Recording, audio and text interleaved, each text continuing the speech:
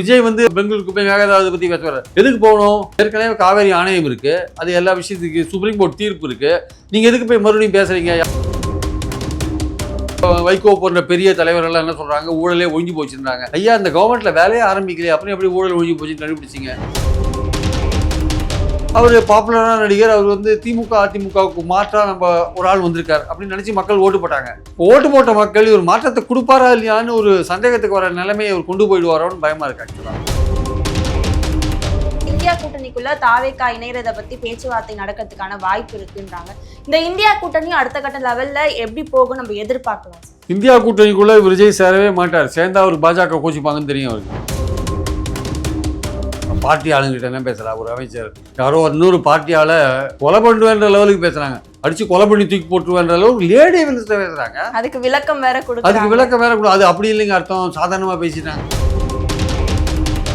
ரெண்டு அமைச்சர்கள் வெளிநாடு போனாங்க, யார் ராஜ்குமாரும் கீர்த்தனாவும்.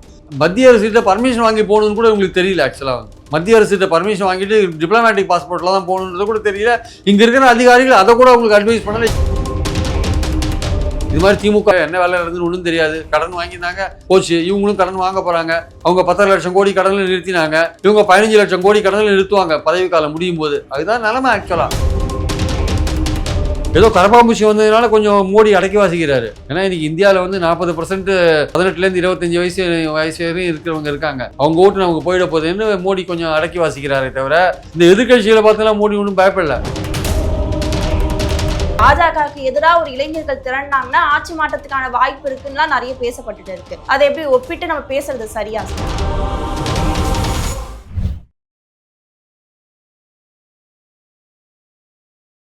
C7 நியூஸ் நேயர்களுக்கு வணக்கம். இன்றைய நேர்காணலில் நம்மோடு இணைந்திருக்கிறார் மூத்த பத்திரிகையாளர் பிரியன் அவர்கள். வணக்கம் சார். வணக்கம் சார். விஜய் அவர்களுடைய அந்த நிர்வாக போக்கையும் அதிகமா விமர்சிக்கிறாங்க. காரணம் என்னன்னா, ஒரு தகவல் அதிகாரப்பூர்வமா வரத்துக்கு முன்னாடியே அமைச்சர்கள் அதை வெளிக்கொண்டு வந்துறாங்க, பத்திரிகையில் அது வெளியாகிறது. ஒரு வெளிப்படை தன்மை இல்லாம தாவேகா ஆட்சி இருக்கா அப்படின்னு சொல்றாங்க. ஏன்னா இந்த மேகதாது விவகாரத்துல ஒரு அமைச்சர் அவர் கர்நாடகா போறாரு அப்படின்னு சொல்றாங்க, இன்னொரு முக்கியமான அமைச்சர் அது வாய்ப்பு இல்ல தெரியல அப்படின்ற ஒரு பதில கொடுக்குறாரு. இதை எப்படி எடுத்துக்கிறது? ஒரு நிர்வாகம் இன்னும் சரியில்லாத ஒரு சூழல் இருக்கா அப்படின்னு புரிஞ்சுக்கலாங்க. அவங்களே புதுசா வந்திருக்காங்க, அவங்களுக்கே என்ன பண்றதுன்னு தெரியல. ஒரு அமைச்சர் என்ன பேசுறா, பார்ட்டி ஆளுங்கிட்ட என்ன பேசுறா ஒரு அமைச்சர்? யாரோ இன்னொரு பார்ட்டியால கொலை பண்ணுவேன்ற லெவலுக்கு பேசுறாங்க. அடிச்சு கொலை பண்ணி தூக்கி போட்டுருவேன்ற அளவுக்கு லேடி மினிஸ்டர் பேசுறாங்க. அதுக்கு விளக்கம் வேற கொடுக்கும். அது அப்படி இல்லைங்க, அர்த்தம் சாதாரணமா பேசிட்டாங்க. அதாவது எலும்பு உடைப்புன்னு சொன்னவனை பிடிச்சி கரஸ் பண்ணி உள்ள வச்சுட்டாங்க. அவர் என்ன அர்த்தத்துல பேசினாரு தெரியாது. அதே ஓகே, உள்ள வச்சுட்டாங்க, கொடுங்க. கொலை பண்ணுவேன்னு ஒரு அமைச்சரே பேசுறா. அவங்க பார்ட்டி ஆளுங்களே கொலை பண்ணுவேன்னு பேசுறா. அவங்கள பிடிச்சி ஒன்றும் வைக்கல. நம்ம பாயிண்ட் என்னன்னா, இவங்க ரெண்டு அமைச்சர்கள் வெளிநாடு போனாங்க, யார் ராஜ்குமாரும் கீர்த்தனாவும். மத்திய அரசிட்ட பர்மிஷன் வாங்கி போகணுன்னு கூட உங்களுக்கு தெரியல. ஆக்சுவலா வந்து மத்திய அரசிட்ட பர்மிஷன் வாங்கிட்டு டிப்ளமேட்டிக் பாஸ்போர்ட்ல தான் போகணுன்றது கூட தெரியல.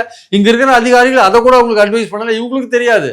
அந்த அதிகாரிகளே உங்க காலை வாரி விடுறாங்க பாருங்க. அப்புறம் மத்திய அரசு இப்போ கேள்வி கேட்கறாங்க, நீங்க எப்படி வந்து இது மாதிரி போனீங்க நீங்க அப்படின்னு கேள்வி கேட்கறாங்க. கரூர்ல வந்து நான் 31 பேருக்கு வேலை வாய்ப்பு கொடுத்தாங்க. கம்பேஷனல் கிரவுண்ட்ஸில் கருணை அடிப்படையில் வேலை வாய்ப்பு கொடுக்க முடியாது. ஒரு கட்சியோட கூட்டத்தில் வந்து இது மாதிரி இறந்தவங்களுக்கு வேலை வாய்ப்பு கொடுக்கறதுக்கான விதிகளே கிடையாதுங்க. அப்போ இந்த அதிகாரிகள் சொல்லணும்ல, ஐயா கொடுக்க முடியாதுன்ட்டு, இது வந்து கோர்ட்ல பிரச்சனை வரும்ட்டு அதிகாரிகள் காலவாரி விடுறாங்க. மறுபடியும் இவங்களுக்கு ஒன்றும் தெரியலன்னு காலவாரி விடுறாங்க. நீங்க சொன்ன மாதிரி விஜய் வந்து பெங்களூருக்கு போய் மேகதாது பத்தி பேசுவார். எதுக்கு போகணும்? ஏற்கனவே காவேரி ஆணையம் இருக்கு, அது எல்லா விஷயத்துக்கு சுப்ரீம் கோர்ட் தீர்ப்பு இருக்கு. நீங்க எதுக்கு போய் மறுபடியும் பேசுறீங்க? யாரும் விவசாயிகள் சங்கம் உட்பட யாரும் போகக்கூடாதுன்றாங்க. இந்த அமைச்சர், விவசாய அமைச்சர் என்ன பண்ணிட்டார், முதல்ல அனௌன்ஸ் பண்ணிட்டார் அவர் போயிடுவாருன்ட்டு. அங்க அவர் போறதா வேணாம்னு யோசிச்சுட்டு இருக்காரு. எதிர்ப்புகள் பலமா இருக்கு விவசாயிகள்டேருந்து. இப்போ என்ன பண்றாங்க, போறதா வேண்டாமான்னு யோசிச்சுட்டு இருக்காங்க. காவேரியிலையும் தண்ணி விட மாட்டேன்றாங்க. நேற்று ஆணையம் சொல்லியிருக்கு, நீங்க வந்து 15 நாளைக்கு தண்ணி விடணும்னு. விட மாட்டோம், நாங்கள் அப்பீலுக்கு போறோம்னு சொல்லியிருக்காங்க. இந்த மாதிரி பிரச்சனைகள் போயிட்டு இருக்கும்போது காவேரியே வறண்டு போய் கிடக்கு, டெல்டா மாவட்டமே வறட்சியில் இருக்கு, குடிநீர் பஞ்சம் அங்கங்க இருக்கு. அதை பத்தியெல்லாம் கவலையே படல விஜய். அது என்ன ஆக்ஷன் எடுக்கிறாங்கன்னு ஒண்ணுமே தெரியல. குருவே ஃபெயில் ஆயிடுச்சுங்க, சம்பா கிடையவே கிடையாதுங்க. அப்போ அந்த விவசாயிகளுக்கு என்ன குடிநீர் பஞ்சம் வேலை இருக்கு என்ன? நீங்க இன்ஃபேக்ட் அங்க போய் பார்க்கணும்ல, நீங்க அங்க போய் டெல்டா பகுதியை நீங்க பார்க்க வேண்டாமா என்ன நிலைமைன்ட்டு? அங்க இருக்கிற விவசாயிகளுக்கு நீங்க நிவாரணம் கொடுக்க வேண்டாமா என்ன? அதை பத்தி பாதி என்ன நடவடிக்கை எடுத்தீங்க? அப்படியே பேசாம இருக்கீங்க. ஆபீஸ்க்கு வரீங்க, எல்லா ஊர்ல திமுக ஆட்சியில போட்ட எல்லா டெண்டரையும் ரத்து பண்ணீங்க. நல்லது பண்ணுங்க, யாரும் வேண்டாம் சொல்லல. எப்ப வேலையை ஆரம்பிக்க போறீங்க சொல்லுங்க? வேலை எதுவுமே கவர்மெண்ட்ல வேலையை ஆரம்பிக்கலையே இன்னும். உங்க ரூமை மட்டும் மாத்திக்கிறீங்க, 10வது மாடிக்கு மாத்துங்க. கவர்மெண்ட்ல பைசாவே இல்லைன்றீங்க, எதுக்கு இந்த செலவு உங்களுக்கு? உங்க ஜோசியர் சொல்லிட்டாரா உயரத்துல உட்காரணும்னு சொல்லிட்டாரா ஒரு வேலை தெரியாது. எதுக்காக மாத்துறீங்க? கவர்மெண்ட்ல வருவாய் பற்றாக்குறை இருக்கு, கடன் வேற நீங்க வாங்கிட்டு இருக்கீங்க. இந்த வருஷம் நீங்க 1.5 கோடி ரூபாய் 1.5 லட்சம் கோடி ரூபாய் கடன் வாங்குவீங்கன்னு எதிர்பார்ப்பு இருக்கு. எதுக்கு இந்த வேலையை பண்ணிட்டு இருக்கீங்க? நீங்க இத்தனை நேரம் டெல்டா மாவட்டங்களுக்கு நீங்க விசிட் பண்ண வேண்டாமா? விசிட் பண்ணி அங்க இருக்க உண்மையான நிலைமையை பார்க்க வேண்டாமா? அங்க விவசாயிகள் எவ்வளவு கஷ்டப்படுறாங்கன்னு பார்க்க வேண்டாமா? விவசாயிகள் சொல்றாங்க நீங்க பெங்களூர் போக கூடாதுன்றாங்க. அதை பத்தி உங்க அபிப்பிராயம் என்ன? பேசவே மாட்டேறீங்க, பேசாம இருக்கீங்க. வாய மூடின்னு இருக்கிறதே பெட்டர். வாய மூடி இருந்தாலே அது ஒரு கெத்து. அது நம்ம ஒரு பெரிய ஸ்ட்ராங்கா இருக்கும்ன்ற மாதிரி மக்கள்கிட்ட ஒரு இமேஜை கொடுக்கும்னு யாரோ அவருக்கு அட்வைஸ் பண்ணிட்டாங்க போலுக்கு. அப்படி இல்லை. பல விஷயங்கள் நீங்க வாயை திறக்க வேண்டிய அவசியம் இருக்கு. ஒரு சீஃப் மினிஸ்டர்னா பல விஷயங்களை கிளாரிஃபை பண்ண வேண்டிய அவசியம் இருக்கு. கம்யூனிகேஷன் ரொம்ப முக்கியம், மக்களோட கம்யூனிகேஷன் ரொம்ப முக்கியம். அது இல்லாட்டி எப்படி அப்புறம் ஆக்சுவலா தொடர்ந்து இந்த மாதிரி ஒரு சூழல் இருக்கிறது தாவேக ஆட்சிக்கு ஒரு நெகட்டிவான ஒரு ஷேடை தானே கொடுத்துட்டு இருக்கு. இது எப்படி ஒரு பலமான ஒரு சூழலை ஏற்படுத்தும்? இதுல இருக்கிற ஒரே ஒரு ஆறுதலான அம்சம் என்னன்னா, விஜய்க்கு இன்னும் ஒரு செல்வாக்கு இருக்குன்றதை நம்ம மறக்கக்கூடாது. அதுதான் அவர் நம்பின்னு இருக்கார். தனக்கு இன்னும் ஒரு செல்வாக்கு இருக்கு. அது உண்மையா கூட இருக்கலாம். ஏன்னா மக்கள் என்ன நினைக்கிறாங்க, சரி இப்பதான் ஆட்சிக்கு வந்திருக்காரு, இவர் உடனடியா நம்ம எதிர்பார்க்க முடியாது, ஒரு 6 மாச காலம் டைம் கொடுக்கலாம். இப்போ எல்லாம் ஊழல் ஒழிஞ்சு போச்சு, லஞ்சம் ஒழிஞ்சு போச்சு. ஊழல்ன்றது வேற, லஞ்சம்ன்றது வேற. லஞ்சம்ன்றது கீழ்மட்டத்தில் அது அரசு அலுவலகங்கள்ல வாங்குறது லஞ்சம்.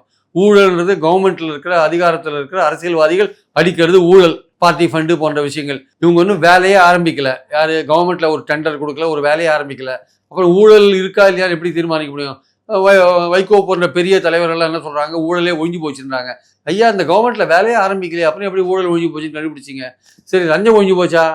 சில இடங்கள்ல லஞ்சம் எந்த கவர்மெண்ட் ஆஃபீஸ்ல கேட்டாலும் அவங்க என்ன சொல்றாங்க, ஒரு ஆட்சி மாறினா ஒரு 2-3 மாசம் இப்படிதான் சார் இருக்கும், வாங்க மாட்டாங்க, கொஞ்சம் இது போன பிறதான் வாங்குவாங்க, இப்போ அது மாதிரி அந்த பீரியடு தான் அது அப்படின்னு சொல்றாங்க. உடனே ஊழல் லஞ்சமே ஒழிஞ்சு போச்சு கவர்மெண்ட் ஆஃபீஸில், நான் போனால் உட்காரத்துக்கு சீட்டு தராங்க, ஆர்டிஓ ஆஃபீஸில் போனால் உடனே எல்லா வேலையும் நடக்குது, தாசில்தார் ஆஃபீஸில் போனால் பட்டா உடனே டக்குன்னு கையில் கொடுக்குறாங்கன்னு சில பேர் ரீல்ஸ் போடுறாங்க. ஆனால் சில பேர் என்ன சொல்கிறாங்க, இல்லை சார் ஆர்டிஓ ஆஃபீஸில் அதே நிலைமை தான் தொடருது, நெல் கொள்முதல் நிலையங்கள் அதே 60-70 ரூபா வாங்க தான் செய்கிறாங்க, அதே டாஸ்மாகில் 10 ரூபா 20 ரூபா வாங்க தான் செய்கிறாங்கன்னு சில பேர் சொல்கிறாங்க. அப்போ எது உண்மை? இவங்க ரீல்ஸ் போடுறது மட்டும் தெரியுதே தவிர ஆக்சுவலாக நிலைமை கீழே மாறி இருக்கான்னா முழுசாக மாறித்தானே தெரியல. மாறுவதற்கான முயற்சி எடுக்கிறாங்க. பட் அதெல்லாம் நடக்கிறது கொஞ்சம் லேட் ஆகும், நாளாகும். அப்போ கவர்மெண்ட் ஆஃபீஸ்லேயும் லஞ்சம் ஒழிஞ்ச மாதிரி தெரியல, இவங்களும் ஊழல் பண்ணுறது பண்ணாதெல்லாம் இனிமேல் வேலை ஆரம்பிச்சாதான் தெரியும். அப்படி இருக்கும்போது எப்படி இந்த நெரேட்டிவ் செட் பண்ணுறாங்கன்னு நமக்கே தெரியல ஆக்சுவலாக. தாவேகாவுடைய முதல் பட்ஜெட் கூட்டத்தொடர் நடக்க இருக்கு. ஒரு எதிர்பார்ப்புன்றது மக்கள் மத்தியில அதிகமா இருக்கு. ஏற்கனவே நிதி பற்றாக்குறை இருக்கு, எதுக்கெல்லாம் ஒதுக்க போறாங்க அப்படின்னு ஒரு கேள்விகள் இருக்கு. நீங்க எப்படி பாக்குறீங்க? எனக்கு தெரிஞ்சு அவங்க இந்த அரசு பேருந்துகள்ல பயணம் இருக்குல்ல, அதுக்கு ப்ரியாரிட்டி கொடுப்பாங்கன்னு நினைக்கிறேன். பெண்களுக்கு அவங்க கொஞ்சம் அவங்கள ஆறுதல் படுத்துற மாதிரி ஒரு விஷயத்த பண்ணுவாங்க. ஏற்கனவே இந்த மோதிரம் விஷயம் செப்டம்பர் அண்ணா பிறந்த நாள்லேருந்து பண்றேன்னு சொல்லிட்டாங்க. இந்த 2500 ரூபாய் கொடுக்கறது கொஞ்சம் டிலே ஆகிறதுக்கான வாய்ப்பு இருக்கு. அதான் செங்கோட்டையன் சொல்றாரு, திமுக எப்படி கொடுத்தது, எத்தனை மாசம் கழிச்சு கொடுத்தது அவர் கேட்டதுலேருந்தே தெரிஞ்சு போச்சு, அவங்க கொடுக்க மாட்டாங்கன்னு தெரிஞ்சு போச்சு. ஆனால் இன்னொரு விஷயம் இருக்குல்ல, 1 சவரன் நகை கொடுக்கறது, 6 சிலிண்டர் கொடுக்கறது. இந்த 6 சிலிண்டர்லாம் இப்போ இருக்கிற நிலைமையில, அது ஈரான் வாரெல்லாம் நடந்துட்டு இருக்கிற போது, அந்த பிரச்சனைகள் ஓடிட்டு இருக்கும்போது, வளைகுடா நாடுகள்லேருந்து நமக்கு கேஸ் வரதெல்லாம் டிலே ஆகிட்டு இருக்கும்போது 6 சிலிண்டர்லாம் கொடுக்கறது நடக்காத காரியம். அதனால அவங்க மேக்சிமம் பண்ணக்கூடியது என்னவா இருக்குன்னா, ப்ராபபிளி வேலையில்லா பட்டதாரிகள் இளைஞர்களை சமாளிக்கிறதுக்காக 4000 ரூபாய் கொடுக்குற விஷயத்த கையில் எடுக்கிறதுக்கான ஒரு வேலை வாய்ப்பு இல்லாத அல்லது எம்ப்ளாய்மெண்ட் எக்ஸ்சேஞ்சில் பதிவு பண்ணி ஒரு குறைஞ்சபட்சம் 5 வருஷம் வேலையில்லாமல் இருக்கிறவங்க அவங்களுக்கு ஏதாவது கொடுக்குற மாதிரியான, இப்போ எப்படி இந்த கடன் ரத்துன்றது முதல்ல 100% ரத்துன்னாங்க, கடைசியில் இப்போ 75,000 ரூபாய் வரைக்கும் தான் கடன் ரத்துன்றாங்க. எல்லாத்துக்கும் ஒரு கண்டிஷன் போட்டு விவசாயிகள் திருப்தி அடையல, நீ பண்ணது எங்களுக்கு திருப்தி கிடையாது, முழுசா கடன் ரத்து பண்ணு அவங்க கேட்குறாங்க. குருவையும் ஃபெயில் ஆகி போச்சு, சம்பாவும் நடக்கலை, வாங்கின கடன்லையும் நீங்கள் அது ஃபுல்லாக ரத்து பண்ணலை. அப்போ என்ன பண்ணுவாங்க அவங்க? அப்போது ஒரு அதிருப்தி கிரியேட் ஆகிருக்கு, ஒரு நம்பிக்கை. திமுக இவர் ஒரு பெரிய நடிகர், சரி, ஒரு பெரிய நடிகர் அரசியலுக்கு வந்திருக்கார், அவர் பாப்புலரான நடிகர், அவர் அதிமுகவுக்கு மாற்றா நம்ம ஒரு ஆள் வந்திருக்கார் அப்படின்னு நினச்சி மக்கள் ஓட்டு போட்டாங்க. ஓட்டு போட்ட மக்கள் இவர் மாற்றத்தை கொடுப்பாரா இல்லையான்னு ஒரு சந்தேகத்துக்கு வர நிலைமையை அவர் கொண்டு போயிடுவாரோன்னு பயமாக இருக்குது ஆக்சுவலாக. அந்த லெவலுக்கு போயிடுவாரோ, சரி இவரை நம்பி ஓட்டு போட்டோமே, என்ன நடக்கும் நடக்காதுன்னு தெரியாதே, நமக்கு 2500 ரூபா கொடுப்பாரா மாட்டாரா, பஸ்ஸில் ஃப்ரீ டிராவல் கிடைக்குமா கிடைக்காதா, இவ்வளோ விஷயங்கள் இருக்குது. அதனால் வரப்போகிற பட்ஜெட்டில் அவர் ஏதாவது ஒரு விஷயத்த 1-2 விஷயத்த சொல்லியே ஆகணும் கட்டாயமாக. இப்போ வருவாயெல்லாம் அதிகரிக்கிறதுக்கான ஒரு கமிட்டியெல்லாம் போட்டுக்காரு, மான்டெக்ஸி கல்வாலியா கமிட்டியெல்லாம் போட்டுக்காரு. இது மாதிரி திமுக 1008 கமிட்டியை போட்டாங்க, என்ன வேலை நடந்துன்னு ஒன்றும் தெரியாது, கடன் வாங்கியிருந்தாங்க போச்சு, இவங்களும் கடன் வாங்க போகிறாங்க. அவங்க 10 லட்சம் கோடி கடனில் நிறுத்தினாங்க, இவங்க 15 லட்சம் கோடி கடனில் நிறுத்துவாங்க பதவி காலம் முடியும் போது. அதுதான் நிலைமை ஆக்சுவலாக. அப்போ வருவாயை எப்படி அதிகரிக்கிறது, இருக்கிற கனிம வளத்திலேருந்து எப்படி நேரடியாக வருமானத்தை கொண்டு வர்றது, மற்ற விஷயங்கள்லேருந்து இப்படி டாஸ்மாக்லேருந்து வருமானத்தை கொண்டு வருது, பாரை 100 அடி தொலைவுக்குள்ள நீங்கள் பார் எல்லாம் அமைச்சிக்கலாம், பார் யார் வேணா இப்போ எடுக்கலான்ற மாதிரி டெண்டர் விட்டாங்களாம், ஒரு குறிப்பிட்ட கட்சிக்காரன் மட்டும் எடுத்திருந்தான், இப்போ யார் வேணா எடுக்கலாம் அப்படின்ற மாதிரி எல்லாம் சொல்றாங்க. அன்புமணி அவர்கள் கண்டனம் தெரிவிச்சிருக்காங்க. நீங்க 717 கடை எடுத்தீங்களே, எந்த கடை லிஸ்ட் காமிங்க முதல்ல. அவன் அந்த கடையை எடுத்து வேற எங்கேயாவது போட்டீங்களா? அந்த கடையை அங்க எடுத்தீங்களே தவிர அதை வேற எங்கேயாவது போட்டிருக்கீங்களா? அந்த கடையை எடுத்துட்டு எந்த இடத்துல போட்டீங்க? இன்னும் வந்து கோயில் பக்கத்துலயும் கல்வி நிலையங்கள் பக்கத்துலயும் கடைகள் இருந்து தானே இருக்கு. ஸோ இவங்க முழு திருப்தியோட இந்த 2-3 மாசம் முழு திருப்தியோட போச்சாருன்னா முழு திருப்தியோட போல ஒரு மாதிரி வந்து. ஆனா அந்த விஜயோடைய அந்த செல்வாக்கு இப்பதான் வந்திருக்காரு, இவருக்கு கொஞ்சம் டைம் கொடுக்கணும் அப்படின்ற அந்த ஆங்கிள் தான் வந்து அவர் வந்து அதிகமா வந்து அவரை கேள்வி கேட்கறதே தயங்குறாங்க நிறைய பேர். அந்த ஒரு மனப்பான்மையில இப்ப இருக்க மக்களும் இருக்காங்கன்றதையும் அப்படிதான் இருக்காங்க, மக்களும் அப்படிதான் இருக்காங்க. இருக்கட்டும் சார், கொஞ்ச நாள் அவர் இப்பதான் சார் வந்திருக்காரு. திமுக 50-70 வருஷம் இருந்தது இல்ல, இவர் இப்பதானே வந்திருக்காரு, கொஞ்ச நாள் ஆகும் சார் எல்லாம் அப்படின்னு ஓட்டு போட்டவங்க என்ன சொல்றாங்க, கொஞ்ச நாள் ஆகுது சார். இன்னும் சில பேர் ஒருபடி வேலையை போய் என்ன சொல்றாங்க, அவர் ஸ்டாலின் எல்லாம் ஃபண்ட்ஸையும் காலி பண்ணிட்டு போயிட்டார் சார், இவர் என்ன சார் பண்ணுவார் அப்படி கேட்கிறவனும் இருக்காங்க. அதனால இவருக்கு செல்வாக்கு இருக்கு. ஆனா இந்த செல்வாக்கு அடுத்த எலெக்ஷன்ஸ் வரையும் போகும்போது இருக்குமானா அவர் ஏதாவது செஞ்சாதான் இருக்கும். கொஞ்ச நாள் பார்ப்பாங்க, 6 மாசம் பார்ப்பாங்க, 1 வருஷம் பார்ப்பாங்க, அதுக்கப்புறம் கேள்வி கேட்க ஆரம்பிப்பாங்க. சோ இப்ப ராகுல் காந்தி அவர்கள் சென்னை வர இருக்கிறதா சில தகவல்கள் சொல்றாங்க. அப்படி சென்னை வந்தாங்க அப்படின்னா இந்தியா கூட்டணிக்குள்ள தாவேகா இணையறத பத்தி பேச்சுவார்த்தை நடக்கிறதுக்கான வாய்ப்பு இருக்குன்றாங்க. இந்த இந்தியா கூட்டணி அடுத்த கட்ட லெவல்ல எப்படி போகும் நம்ம எதிர்பார்க்கலாம்? இந்தியா கூட்டணிக்குள்ள விஜய் சேரவே மாட்டார். சேர்ந்தா அவருக்கு பாஜக கோச்சிப்பாங்கன்னு தெரியும், அவருக்கு சேர மாட்டார். இப்ப வெளியே சேர்ந்தா அது ஒரு பெரிய ஆச்சரியமான விஷயமா இருக்கும். ஏன்னா என்ன கேட்டான்னு சொல்ல, எனக்கு பார்லிமெண்ட்ல ரெப்ரஸன்டேஷன் கிடையாது, நான் வந்து ஆல் இண்டியா லெவல் ரீஜனல் லெவலில் தான் பார்ட்டி நடத்திட்டு இருக்கேன், எனக்கு பார்லிமெண்ட் ஆள் இல்லாத போது நான் எதுக்கு உங்க கூட சேரணும்னு சொல்லுவார். ஆனால் அப்படிலாம் சொல்லி சமாளிப்பாரே தவிர காங்கிரஸே என்ன நினைக்குது, ஆல் இண்டியா லெவலில் திமுகவை நம்ம தேவையில்லாமல் பகைச்சிட்டோம், நம்ம போய் இங்கே சேர்ந்ததுனால இப்போ நேஷனல் லெவலில் 22 எம்பிக்கள் லோக்சபாவில் திமுகவுக்கு இருக்குது, 10 ராஜ்யசபா எம்பி இருக்குது, அது ரொம்ப அவசியமாக இருக்குது அவங்களுக்கு பல விஷயங்களில். இப்போ அவங்க நேஷனல் லெவலில் காங்கிரஸ் இருந்து நினைக்குது திமுக விட்டு தப்பு நினைக்குது, திமுக நினைக்குது எங்களை முதுகில் குத்திட்டீங்க மாநிலத்தில், அதனால இனிமே உங்க கூட சேராத இல்லைன்னு. அப்போ இவராது இந்தியா கூட்டணியில் சேரணுவார் பார்த்தா இவரும் பாஜகவுக்கு பயந்து சேராத இருக்கார். அது ஏதாவது ராகுல் காந்தி ஏதாவது இவர் கன்வின்ஸ் பண்ணுவாரா, இவர் சேருவாரான்றதை பொறுத்திருந்து தான் பார்க்கணும். ஆனால் சேரத்துக்கான வாய்ப்புகள் ரொம்ப ரொம்ப குறைவு. ஏன்னா இவர் பாஜகவை நம்பி தான் ஆட்சியை நடத்திட்டு இருக்காரு, நிதியெல்லாம் போன்ற விஷயங்கள்லாம் வரதுக்கான வாய்ப்பு இருக்கு. நேஷனல் லெவலில் காங்கிரஸ் இந்தியா கூட்டணி ரொம்ப டல்லா இருக்கு. இந்தியா கூட்டணியில் இருக்க திரிணாமுல் காங்கிரஸ் படு வீக் ஆகிடுது. பாஜக எப்படி இங்கே அதிமுகவை போட்டு தாவேகா உடைக்கிறாங்களோ அதே மாதிரி அங்கே வந்து பாஜக வந்து திரிணாமுல் காங்கிரஸை சகட்டு மேனிக்கு உடச்சி வச்சுட்டாங்க. அவங்களால மம்தாவால் எழுதிக்க முடியுமானே தெரியல. அது முக்கியமான கட்சி. இங்கே சரத்பவார் வந்து ஒரு பக்கத்தில் இவரோட பேசிட்டு இருக்காரு, யாரோட மோடியோட பேசிட்டு இருக்காரு, அமித்ஷாவோட பேசிட்டு இருக்காரு. அவர் என்னைக்கு அவங்க தாவி போவாங்கன்னு தெரியாது. அப்போ அகிலேஷ் யாதவ் மட்டும் அடுத்த வருஷம் எலெக்ஷன் வரதுனால கொஞ்சம் காங்கிரஸோட ஓரளவுக்கு அட்ஜஸ்ட் பண்ணிட்டு போகிற லெவலில் இருக்கார். தேஜஸ்வரிக்கு இப்போ தான் எலெக்ஷன் முடிஞ்சுது, அவருக்கு ஒன்றும் காங்கிரஸ் தயவு இப்போ தேவையில்லை. அதனால இந்தியா கூட்டணியில் அவருக்கு ஒன்றும் பெரிய ஆர்வம் இருக்கிற மாதிரி தெரியல. இப்போ வேற யார், ஆம் ஆத்மி நிச்சயமாக காங்கிரஸோட சேராது. அதுக்கு பஞ்சாபில் எலெக்ஷன் வருது, தனியாகவே தான் போட்டி போடுவாங்க. கோவாலையும் அவங்களுக்கு ஒரு செல்வாக்கு இருக்கு. அதனால வந்து குஜராத்லேயும் அவங்களுக்கு செல்வாக்கு இருக்கு ஆம் ஆத்மியில். அவங்க கூட காங்கிரஸ் கூட அவங்க சேருவாங்களான்னா அதுக்கான வாய்ப்புகள் ரொம்ப ரொம்ப குறைவு. ஆம் ஆத்மியும் காங்கிரஸும், ஏன்னா ஆம் ஆத்மி இந்தியா கூட்டணியிலே இல்லாத போது சேரத்துக்கான வாய்ப்பே இல்லை. அதனால எந்த இந்தியா கூட்டணி அகில இந்திய அளவில் எங்க இருக்கு? எல்லாமே ராகுல் காந்தியோட தவறான ஒரு இது செயல்பாடுகள்னால தான் இது இந்தியா கூட்டணி இவ்வளோ மோசமாக போயிட்டு இருக்கு. இந்தியா கூட்டணி ஒழுங்காக கட்டமைச்சிருக்கலாம். ராகுல் காந்தி தேவையில்லாமல் எல்லாரையும் பகிச்சிக்கிறார். இந்தியா கூட்டணி ஒரு வலுவா இருந்ததுக்கு திமுக ஒரு முக்கிய காரணம், திரிணாமுல் ஒரு முக்கிய காரணம்.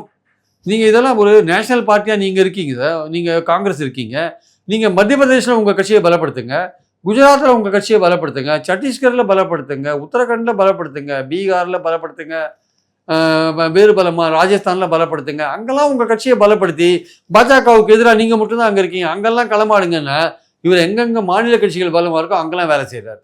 திமுகவை இங்க இது பண்றாரு, அங்க அகிலேஷ் யாதவ பிரச்சனை பண்ணுவாரு, எலெக்ஷன் வரும்போது அங்க திரிணாமுலோட பிரச்சனை பண்ணுவாரு, தேஜஸ்வரியோட பிரச்சனை பண்ணுவாரு, சரத்பவாரோட பிரச்சனை பண்ணுவாரு. இது இப்படி இருந்தா எப்படி? நீ பாஜகவை மோதி அவங்க இருக்கிற இடத்துல ஸ்ட்ராங்கா உங்க கட்சியை கொண்டு போயிட்டு அங்க அதிகமான இடங்களை வின் பண்றதுக்கான முயற்சிகள் இறங்குறதை விட்டுட்டு எதிர்கட்சிகள் ஆளுற மாநிலங்கள்ல, எதிர்கட்சிகள் பலமா இருக்கிற மாநிலங்கள்ல உங்க வேலையை காமிச்சா என்ன அர்த்தம்? அது தவறான ஒரு செயல்பாடுகள். இந்த ஒரு சூழல் வந்து பாஜகவுக்கு ஒரு இன்னும் பலத்தை ஏற்படுத்த கண்டிப்பா. ஏதோ கரப்பாம்பூச்சி வந்ததுனால கொஞ்சம் மோடி அடக்கி வாசிக்கிறாரு கரப்பாம்பூச்சிக்கு. ஏன்னா இன்னைக்கு இந்தியாவில் வந்து 40% 18 to 25 வயசு வரையும் இருக்கிறவங்க இருக்காங்க. அவங்க ஓட்டு நமக்கு போயிட போகுதுன்னு மோடி கொஞ்சம் அடக்கி வாசிக்கிறாரே தவிர இந்த எதிர்கட்சிகளை பார்த்தா மோடி ஒன்றும் பயப்படல. கரப்பாம்பூச்சி வந்ததுனால அவர் பயந்துட்டு இருக்காரு. இப்போ ஹிட் எடுக்கிறதுன்னு யோசிச்சுட்டு இருக்காரு. எப்படி ஹிட் அடிக்கிறதுன்னு தெரியல அவருக்கு, அதனால யோசிச்சுட்டு இருக்காரு. சில பேருடைய கருத்து என்ன சொல்றாங்கன்னா, தமிழகத்துல எப்படி ஒரு ஜென்சி புரட்சி ஏற்பட்டது, இளைஞர்களுடைய பலம் எப்படி இருந்ததுன்னு பார்த்ததுனாலதான் ஆட்சி மாற்றம் ஏற்பட்டது. அந்த ஒரு சூழல் இப்ப இந்தியா முழுக்க இருக்கு. பாஜகவுக்கு எதிராக ஒரு இளைஞர்கள் திரண்டாங்கன்னா ஆட்சி மாற்றத்துக்கான வாய்ப்பு இருக்குன்னு நிறைய பேசப்பட்டுட்டு இருக்கு. அதை எப்படி ஒப்பிட்டு நம்ம பேசுறது சரியா சார்? இங்க தமிழ்நாட்டுல ஜென்சினாலாம் ஏற்பட்டதுன்னு சொல்ல முடியாதுங்க. ஜென்சி இளைஞர்கள் போட்டாங்க, அவரோட ரசிகர்கள் இளைஞர்கள் போட்டுக்கலாம். பட் ஆனா இங்க என்னன்னா, பேரன் சொல்லி தாத்தா போட்டாரு, பையன் சொல்லி அப்பா போட்டான், இல்லை நண்பா நண்பி குட்டி அதெல்லாம் இவர் பேசினார்ல, அதோட விளைவு தான் அது. ஆக்சுவலாக போட்டவரே இப்போ என்ன சொல்கிறான், என் பேரன் சொல்லி போட்டான்றான், எங்கள் பையன் சொல்லி போட்டான்றான். அது மாதிரி ஒரு குரூப் போட்டிருக்கல, வயசானவங்க எல்லாம் போட்டிருக்காங்கல்ல, அதனால முழுசாக ஜென்சி போட்டாங்கன்னு சொல்ல முடியாது. ரெண்டாவது ஒரு சேஞ்ச் வேணும், ஒரு மாற்றம் வேணும்னு நினச்சிட்டாங்க. திமுக ரொம்ப 50-70 வருஷம் இது, சரி பார்க்கலாமே, ஒரு சேஞ்சு கொடுத்து தான் பார்க்கலாமே அப்படின்னு ஒரு எண்ணத்தில் நிறைய பேர் போட்டுக்கலாம். அது அங்கே பார்த்தீங்கன்னா டெல்லியில் பார்த்தீங்கன்னா ஜென்சி முழுக்க ஜென்சி க்ரௌடு அப்படியா இருந்தீங்கன்னா, மாணவர்கள் க்ரௌடு பெரும்பாலும் மாணவர்கள் தான், அது இல்லைன்னு சொல்ல முடியாது. அங்கே ஆரம்பித்த போராட்டத்துக்கு இந்தியா முழுக்க ஒரு ஆதரவு இருந்தது. ஆனால் அந்த ஆதரவு பல்வேறு மாநிலங்களில் வெவ்வேறு விதமாக இருந்தது. தமிழ்நாட்டில் நீட் வேண்டான்னு ஒரு விஷயம் இருந்தது. அங்கே நீட்டில் இருக்கிற குளறுபடியை சரி பண்ணுங்கன்னு தான் போச்சே தவிர இங்கே நீட்டே வேண்டான்னு இருக்கு. பல மாநிலங்களில் நீட்டில் இருக்கிற குளறுபடியை சரி பண்ணுங்க, அது மாதிரி முறைகேடு விஷயங்கள், எக்ஸாம் கண்டக்ட் பண்ணுறதை ஒழுங்காக பண்ணுங்க, அப்படி தான் அவங்க போனாங்களே தவிர நீட் வேண்டான்ற விஷயத்தில் போல. அதனால ஜென்சி இளைஞர்கள் பல்வேறு விதங்களில் இப்போ ஒரு ஆட்சிக்கு இவங்க 12 வருஷம் ஆச்சு. யார் பாஜக ஆட்சிக்கு 12 வருஷம் ஆச்சு. 2014 இன்னைக்கு 2026. இப்போ இன்னைக்கு 25 வயசாக இருக்கிறவனுக்கு 2014 என்ன வயசு இருக்கும்? 12 வயசு தான் இருக்கும் வச்சுக்கோங்க. அந்த 12 வயசு 13 வயசு இருக்கிறவன் இன்னைக்கு 26 வயசுல வந்திருக்கான், 25-26 வயசுல வந்திருக்கான். 2014 அவங்க காங்கிரஸை பற்றி பல விஷயங்கள் சொல்லி தான் ஆட்சிக்கு வந்தாங்க. காங்கிரஸ், நேரு, அது இதுன்னு. அந்த 12 வயசு அப்போ இருந்தவனுக்கு அதெல்லாம் தெரியாது. இப்போ வளர அவனுடைய பாயிண்ட் என்னவா இருக்குன்னா, நீ காங்கிரஸை பற்றி குறை சொல்றது, அந்த ஆட்சியில் இருந்து இந்த ஆட்சியில் இருந்து, அதெல்லாம் எங்களுக்கு தெரியாது. உன்னுடைய ஆட்சியில் என்ன நடந்து நீ என்ன பண்ற அப்படின்ற பாயிண்ட்ல அவங்க பார்ப்பாங்க. ஆக்சுவலா அந்த பாயிண்ட்ல பார்க்கும்போது அவங்க அதனால பயன்பெற்றாங்களா, வேலை வாய்ப்புகள் கிடைச்சிதா, அவங்களுக்கான கல்வி வாய்ப்புகள் எப்படி இருக்கு, அது போன்ற பல விஷயங்கள் அவங்களுக்கு முக்கியம். என்னங்க இளைஞர்களுக்கு கல்வி, வேலை வாய்ப்பு, இந்த ரெண்டுத்துல அவங்களோட ஆஸ்பிரேஷன்ஸ்லாம் ஃபில்அப் ஆயிருக்கா இல்லையா? நீங்க நேரு காலத்துல குறை சொல்லலாம், இந்திரா காந்தியை குறை சொல்லலாம், அதை பத்திலாம் ஜென்சி இளைஞர்கள் கவலையே படவே மாட்டான். அவன் இன்னைக்கு கிட்டத்தட்ட இன்னைக்கு 40% இருக்கான். இந்தியாவுடைய பாப்புலேஷன்ல 25 கோடியிலேருந்து 30 கோடி வரையும் இருக்காங்க. அவங்களுடைய ஓட்டு ரொம்ப முக்கியமான ஓட்டு. அப்போ இவங்களுக்கு நீங்க பாஜக சொல்ற பழைய கதையை பத்தி அக்கறை கிடையாது, காங்கிரஸை குறை சொல்ற விஷயம்லாம் அவனுக்கு அக்கறை கிடையாது. அவனுக்கு இன்றைய தேவை என்ன? எனக்கு வேலை வாய்ப்பு, என்னுடைய கல்வி முறை ஒழுங்கா இருக்கணும், பிரச்சனை இல்லாமல் இருக்கணும், எனக்கு இலவச கல்வி கிடைக்கணும், எனக்கு கல்விக்கு அதிகமாக செலவாகக்கூடாது, பல விஷயங்கள் இருக்கு. அதுல நீங்க அவனை திருப்திப்படுத்தலைன்னா அந்த இளைஞர்கள் உங்களுக்கு எதிராக ஓட்டு போடுவான்றது இந்த போராட்டத்தின் மூலமா ஓரளவுக்கு பாஜகவுக்கு புரிஞ்சிருக்கு. அதனாலதான் எதுக்கும் பணியாத மோடி இதுக்கு பணிஞ்சு தர்மேந்திர பிரதானை பலி கொடுக்குறாருன்னா அதுக்கு காரணம் இதோட இம்பாக்ட், இதோட தாக்கம் அவருக்கு புரிஞ்சிருக்கு. இப்ப இவிஎம் மிஷின்கள், அதாவது கொளத்தூர்ல இவிஎம் மிஷின்கள் சரிபார்க்கிற பணி துவங்கி இருக்கு அப்படின்னு சொல்லியிருக்காங்க. என்ன ஒரு கருத்து சொல்றாங்கன்னா, இன்னும் திமுக தோல்வியை முழுமையா ஏற்றுக்கொள்ளலையா அப்படின்ற ஒரு விமர்சனங்கள் திமுக மேல வைக்கப்படுது. இதை எப்படி எடுத்துக்கிறது? இல்ல, அதாவது ஸ்டாலின் அவர்கள் தோத்தது கொஞ்சம் வருத்தத்துக்குரிய ஒரு விஷயம் தான். அதுக்குன்னு பார்த்தா தலைவர்கள்லாம் தோக்கலையான்னு பாத்தீங்கன்னா காமராஜரே தோத்துருக்காரு, அண்ணாவே தோத்துருக்காரு, எம்ஜிஆர், கலைஞர் போன்றவர்கள்லாம் தோக்காதே இருந்திருக்காங்கன்றது வேற விஷயம். தலைவர்கள்லாம் பல தடவை தோற்றுருக்காங்க, இந்திரா காந்தி எலெக்ஷன்ஸ் தோற்றுருக்காங்க, எல்லாம் நடந்திருக்கு. நம்ம பாயிண்ட் அது இல்லை. பாயிண்ட் என்னன்னா கொளத்தூர்ல அவர் தோத்தது அந்த பகுதி மக்களுக்கு கொஞ்சம் அதிருப்தியா இருந்திருக்கலாம். அது இவிஎம் இப்போ செக் பண்ணலாம், அது வேற விஷயம். பட் ஆனால் தோல்வியை ஏற்றுக்கக்கூடிய ஒரு மனப்பான்மை வேணும். சரி, நம்ம தோத்துட்டோம், மக்கள் இந்த வாட்டி தீர்ப்பு கொடுத்துருக்காங்க, மக்களுடைய நம்பிக்கையை மீண்டும் பெருகிற அளவுக்கு நம்ம உழைக்கணுன்ற அந்த ஆங்கில தான். ஸ்டாலினை பொறுத்த மட்டும் மறுநாளே ஒரு கொளத்தூர் போனார், மறுநாளே கொளத்தூர் போய் அவர் நன்றி சொன்னார். ஸோ அவருடைய முதல் எடுத்த உடனே அவருடைய ஆக்ஷன்ஸ்லாம் அப்படிதான் இருந்தது. இந்த தாவே காட்சிக்கு 6 மாத காலம் டைம் கொடுப்போம், நாங்கள் எதுவும் கேட்க மாட்டோம், குளத்தூரில் போய் தோத்தாலும் நன்றி சொல்றது போன்ற பல விஷயங்களும் அவர் பண்ணினார். இப்போ இந்த இவிஎம் மிஷின்லாம் என்றதுனால பெரிய அளவுக்கு அப்படியே வெற்றி மாறிடும், இல்லைங்க இவர் தாங்க வெற்றி பெறணும், ஸ்டாலின் தான் வெற்றி பெறணும், அது மாறி போச்சு அப்படிலாம். இவிஎம் மிஷின் மேலே பல பேருக்கு நம்பிக்கை இல்லாத இருக்கலாம். பட் ஆனால் அது இன்னும் 100% அது அதில் மோசடி பண்ணலான்றது 100% இன்னும் ப்ரூவ் ஆன மாதிரி தெரியல. ஆனால் பல பேர் என்ன சொல்கிறாங்க, மோடி கவர்மெண்ட் தொடர்ந்து வின் பண்ணுறதுக்கு காரணம் இவிஎம்ல நடக்கிற மோசடி அப்படின்னு சொல்கிறாங்க. ஆனால் அது முழுசாக இவிஎம் மோசடி பண்ண முடியுமான்றது 100% ப்ரூவ் ஆன மாதிரி எங்கேயுமே தெரியல. அது ப்ரூவ் ஆன மாதிரி தெரியல. அப்போ நம்ம இது மேலே நம்பிக்கை வச்சு தான் எலெக்ஷன்ஸ் நடந்துட்டு இருக்கு. ஒரு இந்தியா உலகத்திலேயே பெரிய ஜனநாயக நாடு வந்து இந்த இவிஎம் மிஷின்ஸ் நம்பி தான் போயிட்டு இருக்கிறத நம்ம பார்க்குறோம். அதில் மோசடி பண்ண முடியுன்றது ஒரு 100% இன்னும் ப்ரூவ் ஆகலை இன்னும் ஆக்சுவலாக. அதனால நம்ம இந்த குளத்தூர் விஷயங்கள்லாம் ஒரு பரபரப்பாக அடிபடலாமே தவிர பெரிய அளவுக்கு வந்து ஸ்டாலினுக்கு அது வந்து ஹெல்ப்ஃபுல்லாக இருக்குன்னு தோணலை. அவர் வந்து மறுபடியும் மக்கள் நம்பிக்கையை பெற்று மறுபடியும் அதெல்லாமே வந்து விஜயுடைய செயல்பாடுகளில் தான் இருக்குது. அவர் எப்படி செயல்பாடுகள் இருக்குது, அதை எப்படி திமுக எதிர்க்கட்சியான திமுக அதை ஹேண்டில் பண்ணுது போன்ற விஷயங்கள்லாம் தான் இருக்குது. அதனால் ஜனநாயகத்தில் அடுத்த தேர்தல் மூலமாகத்தான் நீங்கள் வந்து மீண்டும் வந்து மக்கள் நம்பிக்கையை பெற முடியுமே தவிர இதெல்லாம் வந்து உங்களுக்கு இதெல்லாம் இழுத்துன்னு போகிறது, இதெல்லாம் லீகலாக பல விஷயங்கள் நடக்கும். அது இழுத்துன்னு போகும். ஒரு தேர்தலோட முடிவு பற்றின வெற்றி தோல்வி விஷயங்கள் கோர்ட்டில் கேஸ் போனீங்கன்னா அது 2 தேர்தலுக்கு முடிஞ்சு தான் அந்த முடிவுகளே வெளியே வருது. இன்னும் அப்பாவோட விஷயமே இன்னும் வெளியில் வரல. அப்பாவு அவருடைய தேர்தல் முடிவு பல தேர்தல் முடிவுகள் அப்படி இருக்குது. ஈவன் இதுக்கு முன்னாடியே வந்து சைதை துரைசாமி போட்ட கேஸ் கூட அப்படியே முடிவுக்கு வராத இருக்கிறத நம்ம பார்க்குறோம். அதனால் வந்து இதெல்லாம் நடக்கலாம்.